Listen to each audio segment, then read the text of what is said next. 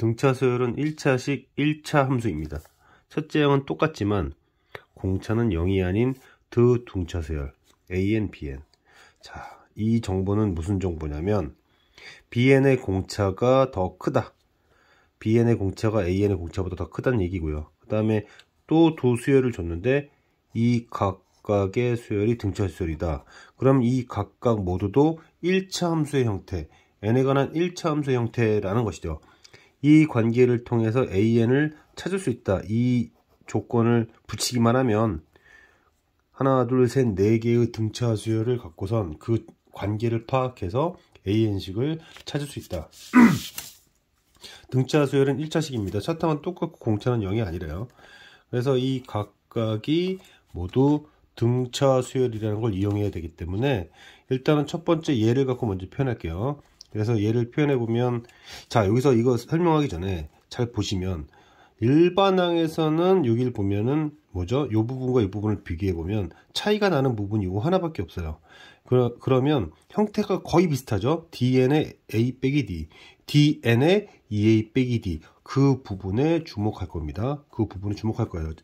AN식은 뭐 이런 식으로 쓸 수 있고 1차 함수 형태로 쓸 수 있고, 얘는 등차 수열의 합이니까 얘의 공차가 D2다라는 것만 조심하면 되겠죠. 이것이 1차 함수로서 성립이 되어야 된다. 항등식이 되어야 한다. 이런 얘기인데요. 자, 그러면 이 분자를 전 여기다 썼고요. 그 다음에 얘와 얘가 곱해지는, 다시요, 얘랑 얘가 곱해진 형태를 여기다 이렇게 썼습니다. 자, 그럼 좌우가 똑같아야 되는데 지금 보면 왼쪽 식을 보면 분명히 두 1차식 중에서 상수항이 없는 게 있다.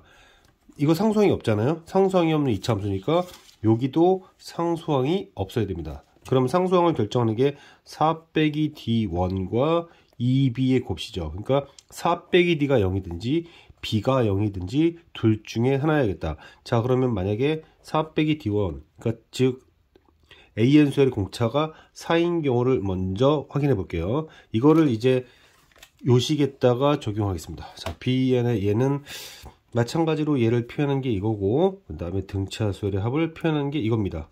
자, 그것이 마찬가지로 2차식 형태가 돼야 되고, 요 분자를 여기다 쓸 건데, 제가 지금 공차가 4라고 했으니까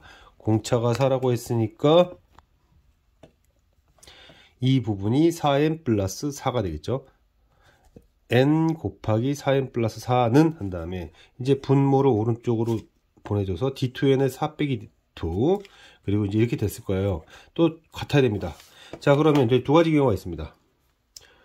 1차식, 상수항이 없는 1차식 있다라는 얘기는 여기도 얘가 0이든지 아니면 얘가 0이든지라는 얘기죠. 그럼 만약에 얘가 0이라면, 즉 D2가 0이라면 D1도 0이 되면 AN, BN 자체가 같아져 버리니까 이렇게 된다는 조건에 모순이 생기죠. 자, 이건 얘는 0이 아닙니다. 그래서 이제 그럼 얘가 0이구나 라고 할 수 있죠.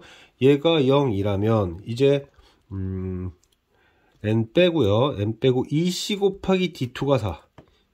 2c 곱하기 D2가 4. 그 다음에 2c 곱하기 얘가 4. 그냥 뭐라고 생각하시면 되냐면 D2분의 4는 4 빼기 D2분의 4다. 이렇게 얘기를 해줘도 됩니다. 다시요.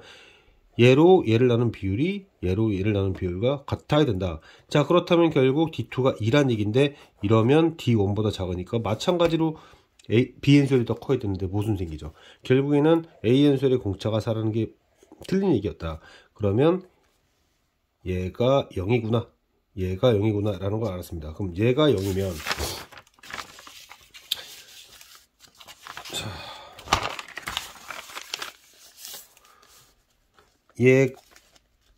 얘가 0이라면 무슨 일이 생기는가?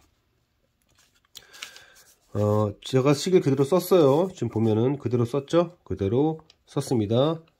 B가 0이라는 것만 이제 넣은 거예요. 자, 그러면 마찬가지로 이제 맨 처음식으로 들어갔던 거예요. 맨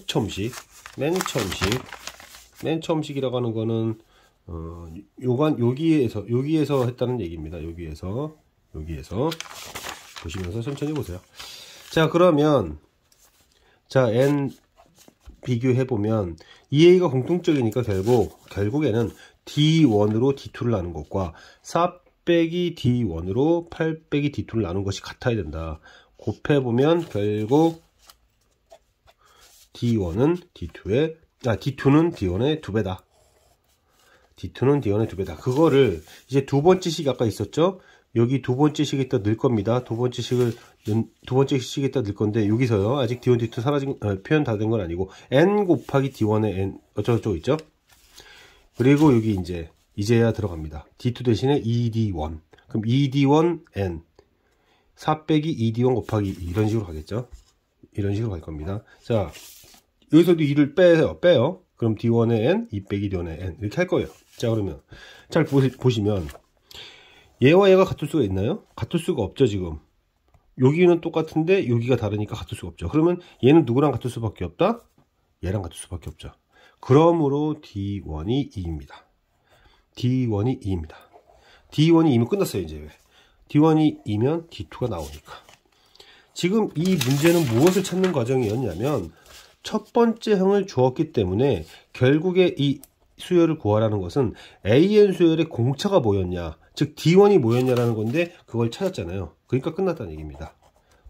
뭐 굳이 확인할 필요도 없고요. 따라서 공차이니까 DN의 첫 항 빼기 공차, 이런 수열을 갖는구나. 그러므로 할 수 있었다. 자, 뭐 다소 항등식적인 것들을 비교하는 것이었는데, 여기서 시그마의 합, 등차 수열의 합. 그러니까 사실 어느 정도 예상을 할 수 있었던 부분이에요. 왜냐하면 등차 수열의 합은 2차 함수고, 그 다음에 등차 수열은 1차 함수니까, 그 1차 함수가 2차 함수를 나눌 수 있게 되면 등차 수열이 될 수 있는 거죠. 왜냐하면 등차 수열은 1차 함수니까요.